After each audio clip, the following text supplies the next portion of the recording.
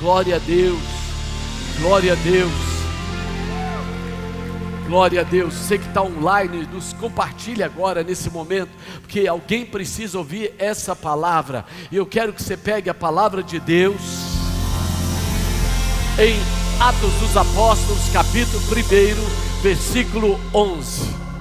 Atos dos Apóstolos. E a gente vai se ater a um capítulo da palavra. Mas já em Atos dos Apóstolos, os anjos chegam próximos dos discípulos, e eles estão observando o quê? Um evento. Que evento? Um homem sendo levado aos céus, diante dos seus olhos. Imagina que experiência poderosa, que experiência tremenda. Você lá no Monte das Oliveiras, e olhando, ele subindo. Aí de repente umas pessoas se postam do lado delas, seres angelicais, dizem: varões galileus, por que vocês estão olhando para o céu? Este Cristo, que dentre vós foi elevado aos céus, voltará da mesma forma como o viram subir. Eu vou repetir: esse Cristo que vocês viram, esse Jesus que vocês viram subir, esse mesmo Cristo voltará como vocês viram. Eu não sei como você está, mas hoje é a noite que você pode se alinhar, porque não é tarde para se alinhar àquilo que vai acontecer. Ei, não é se acontecer, vai acontecer. Não é se, é quando acontecer. Então você pode sentar. Em Lucas 21, 28, Jesus está falando, e Ele está dizendo o seguinte: olha, quando virem todas essas coisas começarem a acontecer, quando todas essas coisas começarem a acontecer, levantai as cabeças, olhe para o alto, pois a vossa redenção está próxima. Há um evento que ninguém pode impedir. Há um evento que vai acontecer, ainda que as pessoas tentem ignorar e tentem eternizar esse sistema. Por mais que esse sistema pareça sólido, sistema político, filosófico, religioso, econômico, cultural, por mais que ele pareça sólido, eu quero dizer que ele está a ponto de ser parado. O que acontece, meu amado? Os últimos dias e a volta de Jesus. Quais são os sinais? Não é novidade que nós estamos vivendo nos tempos finais. Quando a gente fala tempos finais, não significa extinção da terra, mas fim deste sistema. Ei, não se apegue muito. A Bíblia fala: não ameis o mundo, porque isso vai passar. Não se apegue àquilo que está por passar. Uma mulher, esposa de Ló, ela decidiu voltar, olhar para trás. Ela transformou-se naquilo que não queria. Ei, não é hora de olhar para trás. É hora de você entender que algo está acontecendo. E quando começar a acontecer, você não pode olhar para trás. Você não pode olhar para trás. Você não pode perder sua atenção, senão você vai perder a sua salvação. Querido, Jesus e as Escrituras deixaram claros sinais. Existem placas, simeons, querido, que quer dizer o quão perto nós estamos. Há uma parábola na Bíblia que fala das virgens, e a Bíblia fala assim: à meia-noite ouviu-se um grito: o noivo vem!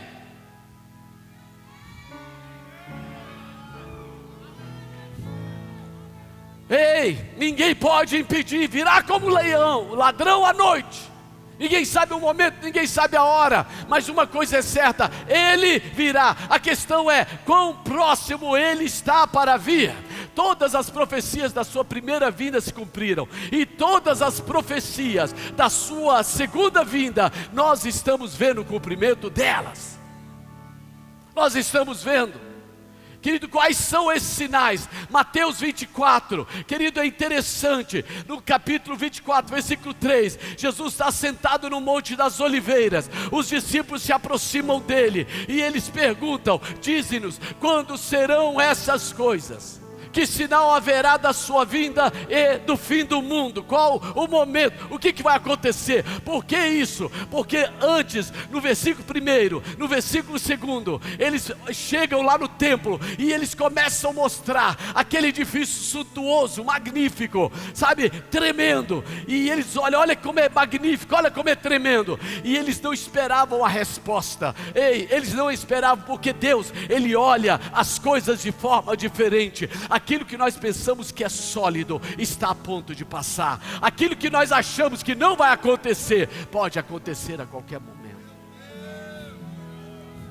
E eles não estão esperando. Eles falam, olha aqui, olha o templo, que coisa linda. Queridos, eles não sabiam que um dos primeiros sinais que haveria justamente seria a destruição do templo. Jesus, ele olha e ele fala, está vendo? Nenhuma pedra ficará neste lugar, nenhuma pedra sobre pedra continuará. Ei, irmão, o que acontece? Jesus está profetizando sobre 70 anos na frente, onde Tito iria invadir Roma. Agora o interessante é que Flávio Joséfo, um historiador, ele está com o Tito, o general romano, e o general fala, não destrua o templo. Entende? Isso aí é histórico. Por quê? Porque quando os romanos conquistavam o lugar, eles mantinham o templo, e eles traziam os seus deuses para aquele templo. E algo aconteceu, de repente, aquele templo, aqueles cedros que ele era envolvido do Líbano, pegou fogo durante a batalha por Jerusalém, e ele queimou, e não sobrou nada. O que sobrou foi saqueado, seus tesouros, a ponto das próprias pedras serem levadas para construir outros edifícios. Ou seja, tudo que Jesus falou se cumpriu. Profecia, ela acontece de forma imediata, mas ela tem um cumprimento profético também. Muitas pessoas querem dizer, isso não vai acontecer, ele não virá. Eu quero lhe dizer, ele virá, e ele está próximo de voltar. Em Mateus capítulo 24, nós vemos, querido, sabe, essas coisas acontecendo, mas nós vemos mais coisas acontecendo. Em Mateus 24, 4 e 5, ele diz sobre o surgimento de falsos cristos, de falsos profetas. Meu irmão, nós vivemos numa época, e nós vemos durante as gerações, pessoas querendo se colocar como salvadores, como porta-vozes de Deus. Falsos cristos, muitas vezes, são aqueles que querem levar você a uma experiência, mas não a uma mudança de vida, não a uma transformação. Quando Jesus entra na sua vida, Ele te redime do pecado, Ele te redime do sistema, Ele te redime da maldição, Ele te redime da morte. Há uma mudança que acontece. Quando você vem para Jesus, você não continua do mesmo jeito, mas os anticristos, falsos profetas, eles querem que você continue da mesma forma, porque eles não querem a sua redenção, eles querem outra coisa sua. Ei, meu irmão, o Espírito de Deus, quando Ele opera na vida de um ser humano, Ele o melhora, Ele o ressuscita, Ele transforma o seu comportamento, Ele transforma as suas palavras, Ele muda, meu irmão. O que a sociedade não faz, Jesus muda. A Bíblia fala sobre guerras, no versículos 6 e 7 do Mateus 24, diz que haverão guerras, rumores de guerras. Nós estamos vivendo o quê? Um tempo de tantas guerras. A gente imaginaria que o mundo melhoraria, mas o homem não pode melhorar. O homem já mostrou suas políticas, seu sistema, até a proposta de governança mundial agora. Nada pode melhorar. Por quê? Porque a cada momento pessoas não conseguem resolver seus problemas. E nós vemos guerras na Ucrânia, nós vemos guerras no Oriente Médio, nós vemos guerras, sabe, lá na África, nós vemos conflitos acontecendo em todos os lugares. Ei, meu irmão, nós vivemos num mundo sem paz. Por quê? Porque eles rejeitaram o príncipe da paz. Ei, o único que pode trazer paz é o príncipe da paz, e ele se chama Jesus. Não é o sistema político, não é o sistema filosófico, não é o sistema religioso, é Jesus, o príncipe da paz. A gente fala sobre desastres naturais. Nós vivemos uma geração onde vemos tsunamis, tantas coisas acontecendo, inundações, destruições da natureza, de meio ambiente, de biomas, sabe, lugares se tornando desérticos, sabe, nós vemos a natureza gemendo. Sabe por que a natureza geme, meu irmão? Porque ela espera a manifestação dos filhos de Deus. Ei, meu amado, uma das coisas que fará no final desses tempos é que a volta de Jesus vai restaurar tudo que o homem destruiu, tudo que Satanás destruiu. Não é ONGs que vão melhorar o mundo, não é Greenpeace, não é agora, sabe o bioterrorismo. Eu quero declarar que é Jesus que vai restaurar. Pelo contrário, a gente vai ver uma destruição sistemática de fontes de água, de florestas, de mares, de rios. Querido, a cada momento, eu não sei como, a Bíblia fala em Apocalipse de pedras que cairão, meteoritos que trará a morte a 1/3 da população. Ei, eu não quero te assustar, mas eu quero lhe dizer que esse mundo, ele espera a volta de Jesus. Pastor, não esperava isso. Outra coisa, perseguição aos cristãos. Vivemos numa época, estamos entrando, onde quando a gente demonstra os nossos princípios e valores, a gente fala no nome de Jesus, ofende. Nós vemos a perseguição acontecendo em todos os lugares. Jamais morreu tanto cristão como está morrendo nesses tempos. Ei, nos países comunistas, nos países árabes, através do islamismo, eles matam cristãos mesmo. Eles não têm pena, eles não têm dó. Quando você fala em nome de Jesus, é uma ofensa. Quando você pode orar para qualquer Deus, mas se você falar em nome de Jesus, é tempo de ser ousado, é tempo de ser corajoso, é tempo de levantar a tua voz, parar de achar que cristianismo é ficar sentado numa cadeira. Ei, meu irmão, muitos morrem para que você tenha liberdade, muitos morreram para que você estivesse aqui, muitos foram apedrejados, muitos foram rejeitados, e agora nós estamos vendo a invasão, sabe, de uma ideologia de esquerda, querendo destruir, perseguir até dentro da igreja, determinar o que nós podemos e não podemos falar. Isso aqui é tudo introdução, sabe? A Bíblia fala então, eles entregarão para serem perseguidos, condenados à morte, ou seja, vocês passarão por julgamento, e vocês serão odiados por todas as nações por minha causa. Quem disse isso foi Jesus. Foi Jesus.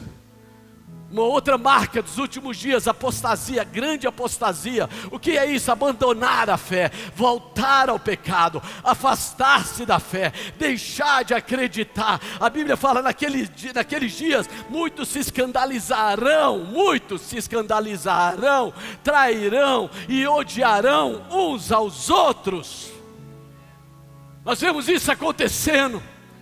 Sabe que essa frieza, eu estou frio, eu não quero ir para a igreja. Isso é o espírito de apostasia, isso é o espírito dos últimos dias, isso é o espírito maligno que hoje vai ser amarrado, e você vai queimar na unção, no poder, no desejo de servir a Deus novamente. Você vai querer levantar a mão e dar glória a Deus novamente. Você vai, meu irmão, ei, não estou brincando aqui, meu querido.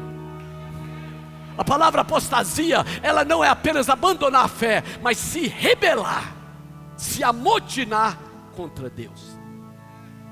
Não é apenas o afastar-se, mas é o rebelar-se, é o motim. Vamos continuar, sabe?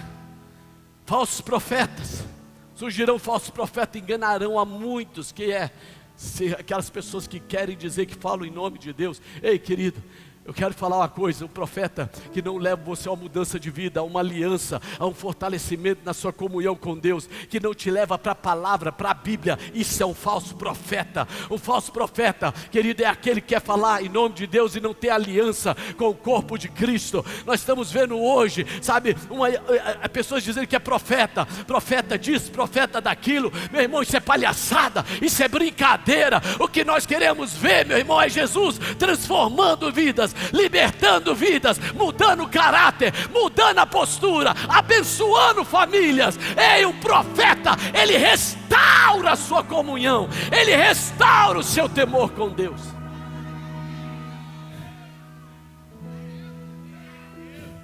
Depravação, o que diz o texto? E por se multiplicar a iniquidade. Há um outro texto que fala assim: porque a ilegalidade será abundante. Ou seja, pessoas que não terão mais temor nenhum. Iniquidade, querido, pecado é errar o alvo, pecado é falhar. Pecado, sabe, é você estar caminhando, de repente você errou. Mas iniquidade é quando você quer tornar o errado certo. É quando você quer tornar o desvio algo teológico. É quando você quer estabelecer teologias para dizer: eu congrego na minha casa, eu sou corpo de Cristo. É quando você quer misturar o evangelho e dizer que o amor tem que abraçar todo mundo. E não quer transformar. Ei, o evangelho transforma pessoas. Você entra lascado, tu entra drogado, não me interessa o nível de pecado que está na tua vida. Jesus, ele pode transformar. Ele não te lança fora, ele te ama, ele está aí com você, aleluia. Mas quando você entra, o Espírito de Deus, ele faz algo chamado regeneração. O que é regenerar, meu amado? É tornar novo, tornar útil novamente. O sangue de Jesus tem poder na sua vida. Porque a iniquidade será abundante? Porque pessoas, os falsos profetas e os anticristos, eles vão dizer: não há padrão absoluto. É quando a âncora moral ela é elevada, o homem cai na sujeira e na depravação. Querido, eu vi pessoas que um dia saíram daqui dizendo: nossa igreja é inclusiva. Ei, querido, Jesus abraçou os pecadores, mas transformou os pecadores. Eu vou lavar os pés, sabe, dessas pessoas. Jesus lavou o pé, não foi de pecador, foi de discípulo. Você está ouvindo, em nome de Jesus? Ele lavou o pé. Ei, eu vou repetir para você guardar, para o engano sair da sua vida. É amor. Ei, o amor, ele se conduz de forma conveniente. Ele não aceita qualquer coisa. Estão querendo roubar os nossos filhos, destruir, dizer que o errado é certo e o certo é errado. Pois eu quero dizer: a palavra de Deus é verdadeira e mentiroso todo homem. Ei, querido, o único sistema que funciona é o sistema do sangue de Jesus, da palavra de Deus, do Espírito de Deus. Amém ou não amém?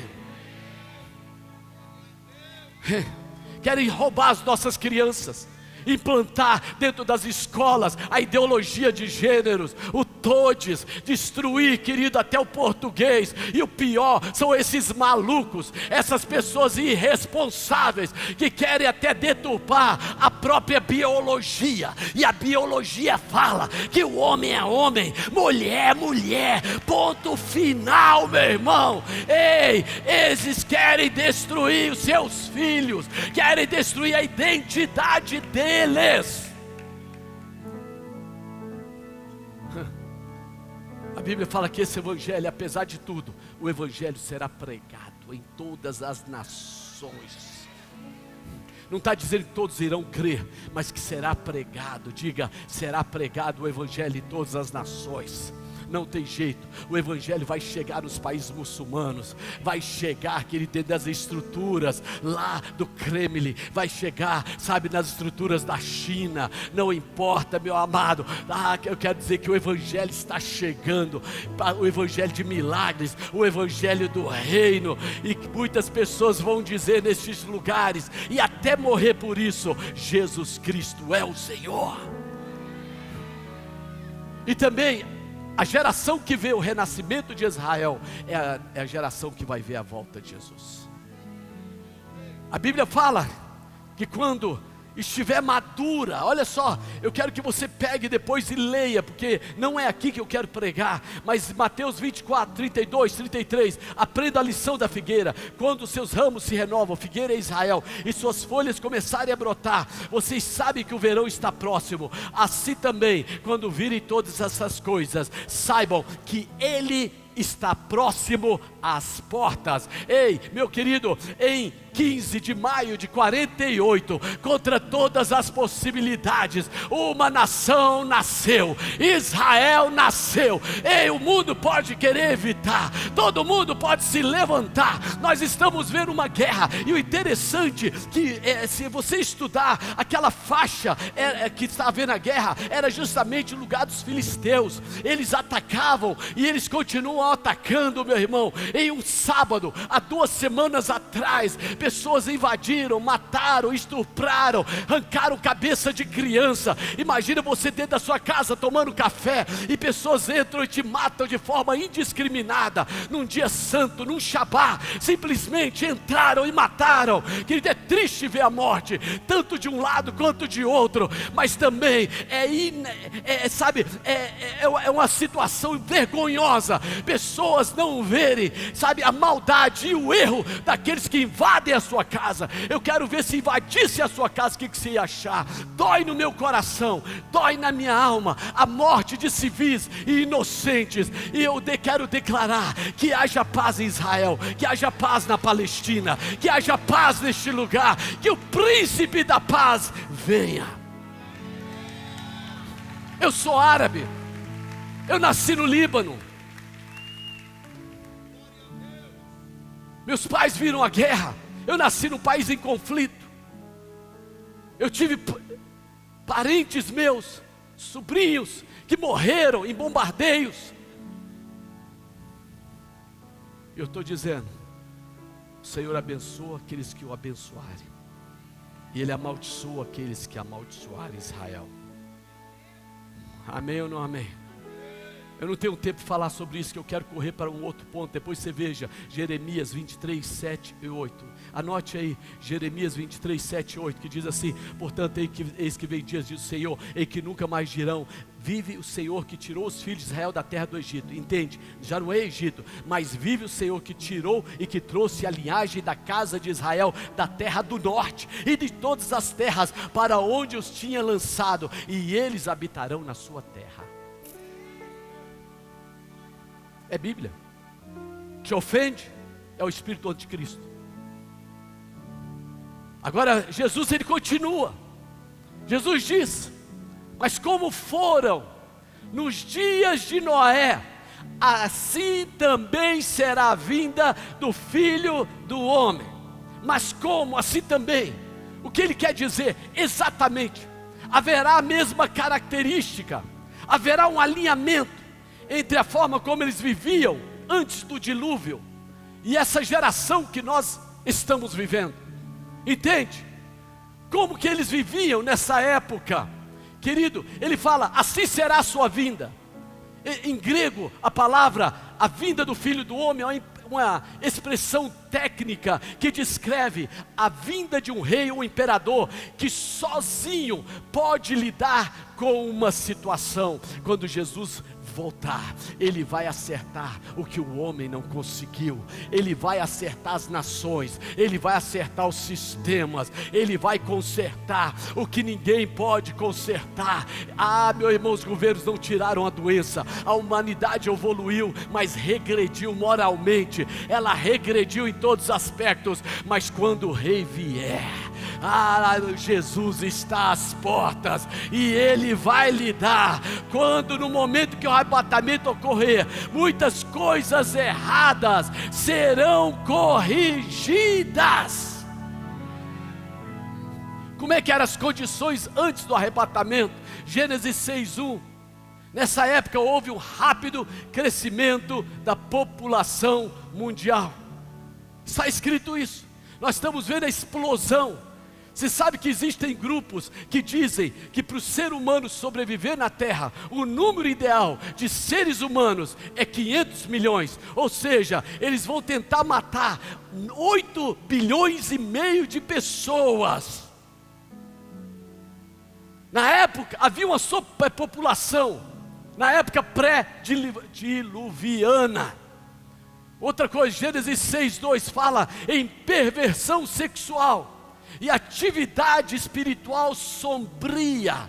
Por quê? Porque os seres humanos, eles viram que as filhas dos homens eram atraentes e escolheram para si aqueles que lhe agradaram os olhos. Nós vivemos numa época de perversão sexual. Ei, basta nós vermos essas marchas do inferno, basta nós vermos essa moralidade que querem impor para nós, essa destruição de valores. Se tem prazer, faça. Ei, que vale é o amor. Esse discurso de ódio que as igrejas têm, eu quero dizer que esse discurso de ódio, esse discurso que nós temos, é que vai salvar a tua vida, vai salvar a tua casa, vai te dar um futuro. É esse discurso, meu irmão. Sabe, Deus não te chamou para viver pelo prazer, mas é viver para adorá-lo. Seres humanos estão insatisfeitos, precisam de relacionamentos múltiplos. Aí doenças entraram, as perversões entraram, e nós vivemos num mundo desse. Antes do dilúvio era assim. Também é um tempo de transhumanismo. O que é transhumanismo, apóstolo? Diz lá no versículo 4 de Gênesis 6. Ora, naquela época, e também algum tempo depois, havia os nefilins na terra. Os filhos de Deus possuíram as filhas dos homens e lhe deram filhos. Eles geraram gigantes, eles geraram um ser híbrido. Transhumanismo é quando os seres humanos desafiam os limites impostos pela natureza. É hackear a biologia, tentando melhorar até o homem ter uma vida eterna. É hackear os gêneros. Imagina o que está acontecendo. Pessoas, elas estão se transfigurando. Cientistas estão transmutando pessoas e criando seres, sabe, que querem dizer, o ser humano vai melhorar. Aí eles mexem no DNA, aí eles mexem no cérebro, aí eles mexem. Meu irmão, nós estamos vivendo um tempo desse. Misericórdia, Jesus está voltando. Jesus está voltando, amém ou não amém? É um tempo do mal continuamente no coração do homem. Assim era antes do dilúvio. Olha o que diz o versículo 5. Contudo o Senhor observou que a perversidade do ser humano havia crescido muito na terra, e que toda a motivação das ideias que provinham das suas entranhas eram sempre somente inclinadas para o mal. O que é isso na prática? Nós temos aqueles que deveriam governar, eles se tornam opressores do seu povo. Aqueles que deveriam representar, eles se tornam simplesmente senhores. Aqueles que deveriam julgar, se tornam interventores da liberdade e ditadores. Aqueles que deveriam curar, criam doença para apresentar a cura. Nós vimos isso na pandemia. Venderam para nós uma vacina que não curava, não impedia as pessoas de transmitir. Simplesmente assim, hoje nós temos um surto de algumas doenças. Tromboses é uma delas, depressão. Pessoas têm morrido sem explicação. Na época da pandemia, uma pessoa era atropelada e aparecia assim, olha, morto por Covid. Isso aconteceu. A pessoa caía da escada, batia a cabeça, morreu por Covid. Ninguém mais morreu por causa de câncer. Ninguém mais morreu por causa, não havia mais crise de dengue, de chikungunya, sabe, de H1N1. Acabou tudo. Os grandes laboratórios ficaram bilionários. Governantes ligados a laboratórios chineses lá de São Paulo ficaram bilionários. Nos colocaram dentro das nossas casas, nos prenderam, tiraram a nossa liberdade, suspenderam nossos direitos. Ei, irmão, se isso aqui não é viver os últimos dias, eu não sei o que você está pensando mais.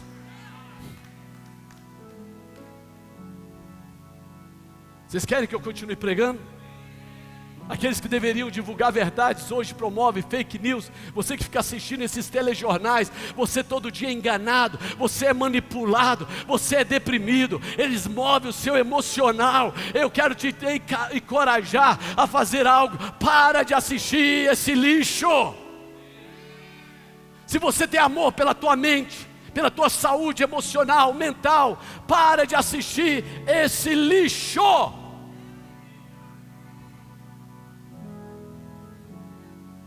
Eu estou pregando enquanto posso. Tempo de violência. Sabe, hoje nós vemos anarquia, rebelião, violência espalhando em toda a terra. Nós vemos manifestações, sabe, e simplesmente pessoas agridem outras pessoas. É isso que nós estamos vendo. O próprio Jesus disse que todas essas coisas seriam novamente duplicadas nos últimos dias. Olha o que diz o versículo 11 de Gênesis 6: a terra se perverteu diante de Deus e encheu-se de violência. Jesus está falando. Mateus 24 continua: porque como nos dias que foram antes do dilúvio, o que eles faziam? Eles estavam comendo, bebendo, casando-se, dando em casamento. Ele está dizendo que será exatamente igual. Mas quando fala essa frase, sabe, que antes, ele está dizendo o seguinte: olha, eles comiam, sabe, eles bebiam continuamente, mas eles não tinham mais equilíbrio, e eles quebraram a santidade do casamento. Eles relativizaram e tornaram comum algo que foi criado por Deus. Esse comer é que viver para satisfazer, tanto comer quanto beber. Era uma sociedade hedonista, que vivia apenas para o seu prazer. A palavra dilúvio, que está aqui nesse texto, Mateus, porque como nos dias que foram antes do dilúvio, diga, antes do dilúvio.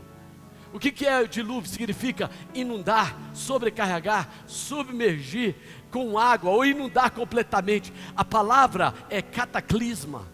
Foi algo que não atingiu apenas uma região ou uma localidade. Algumas pessoas querem dizer que o dilúvio aconteceu só numa região. O dilúvio, ele foi algo que aconteceu e afetou toda a terra. Ele submergiu a terra, e da mesma forma a volta de Jesus vai afetar todas as nações, todos os países, todos os reinos, todos os continentes. Você pode até estar apático, você pode estar olhando para mim e falando: o que esse pastor está falando? Eu estou falando que Jesus está voltando. Segundo Pedro 2:5 diz que Noé, ele foi o pregador da justiça, mas mesmo ele sendo pregador da justiça, não deram ouvido a ele, não ouviram a ele, deram de ombros, ignoraram. Ei, você pode ignorar o tanto que você quiser, mas tem uma coisa, vai acontecer, você acreditando ou não, isso é um fato, isso é uma realidade que está a ponto de acontecer. Mesmo Noé avisando, pregando, falando, as pessoas não quiseram ouvir. Elas continuaram com seu estilo de vida. A vida é minha, eu vivo como eu quero. Mateus 24:38 diz: até o dia em que Noé entrou na arca. Eles não queriam, eles não ouviam, eles não tinham temor. A Bíblia fala até que o dilúvio começou. Agora uma coisa interessante é, Mateus diz que eles nada perceberam. Meu Deus, eles nada perceberam. Mateus 24:39. E eles nada perceberam até que veio o cataclisma, o dilúvio, a inundação, e os levou a todos, grandes, pequenos, crianças, velhos, pobres, ricos, sábios, ignorantes, todas as cores, todas as classes. A Bíblia diz, não perceberam, eles não tinham ideia. Agora, peraí, não que eles não tivessem ouvido, mas simplesmente, eles não quiseram ouvir, a ponto de ignorar tanto, que não entenderam que estavam vivendo a véspera do julgamento.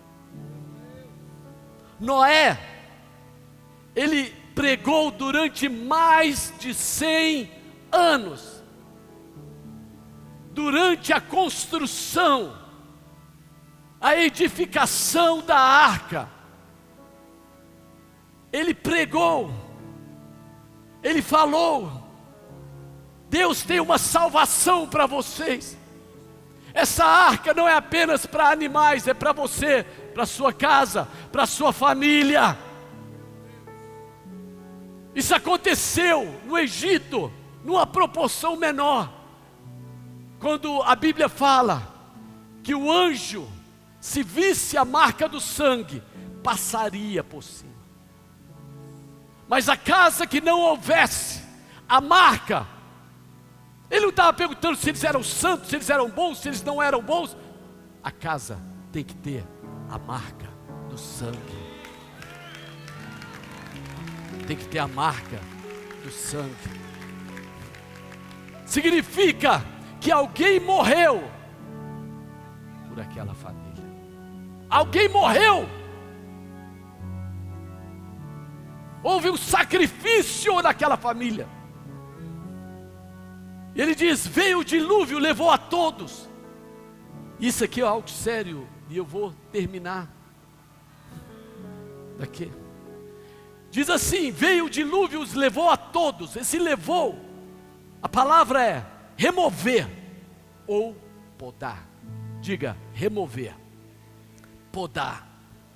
Agora entenda, o propósito do dilúvio não foi destruir, mas foi uma operação de poda, para remover todo o mal da terra. E Jesus fala: assim também será na vinda do Filho do Homem. Da mesma forma, Ele não veio destruir, mas Ele veio podar. Agora a minha pergunta: o que vai acontecer com você? Você será removido, destruído, ou você será tomado? Mateus 24, continua.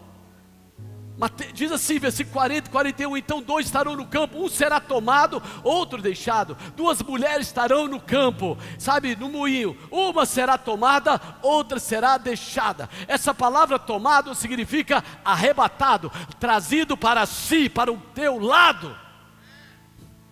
Agora, querido, quando o arrebatamento da igreja acontecer, no final dessa era, à meia-noite de Deus, Jesus pessoalmente, Ele virá e tomará, arrebatará você. Um será tomado, outro deixado para trás. Ei, aquele que está preparado será tomado, aquele que está esperando a volta de Jesus será tomado. Eu te pergunto: você será tomado ou será deixado?